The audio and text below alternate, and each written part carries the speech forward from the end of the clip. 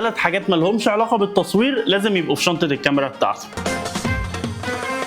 نسا لابساني سنان وتمرجي، خد بنصيحتي تدور واجري. نسا لابساني سنان وتمرجي، خد بنصيحتي تدور واجري. اول حاجه لازم تبقى معاك دايما في شنطه الكاميرا بتاعتك مفكين صغيرين، واحد صليبه وواحد عادي. طب دوت انت ممكن تستعمله في ايه؟ انت ممكن تستعمله في اي حاجه. ممكن صاموله من صواميل الاستندات بتاعتك تفك، ممكن الهيد بتاعك لا قدر الله يقع ويتكسر او يقع ويتفك منه الاسلاك اللي جوه، فانت تفكه وتركب السلكين وتكمل التصوير بتاعك بدل ما يبوظ خالص. ممكن الترايبود بتاعك يبدا ان هو يحصل حاجه ولا صاموله تفك فانت تقرط عليها. ممكن التريجر بتاعك لو النوع الصغير اللي هو العصفوره يبقى محتاج ان هو يتغير له البطاريات. المفك حاجه اساسيه ايا كان ايه الظرف اللي هتتحط فيه، المفك ممكن يساعدك في الموضوع ده. تاني حاجه لازم تبقى دايما معاك هي الدبل فيس. الدبل فيس انت ممكن تستخدمه في حاجات كتير قوي انت نفسك ممكن ما تتخيلهاش، بس تبقى في ظرف محتاج فيه دبل فيس، زي ان انت تثبت خلفيه على الحيطه، تظبط حاجه في ايتم فتخليها ثابته بشكل معين فمحتاج دبل فيس عشان تثبتها. ظروف كتير قوي ممكن تلاقي ان انت الدبل فيس هيساعدك وهو مش معاك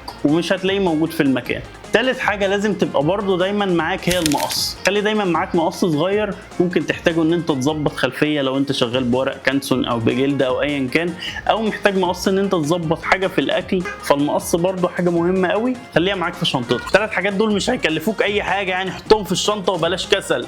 حطهم في الشنطه وبلاش كسل. ايه ده؟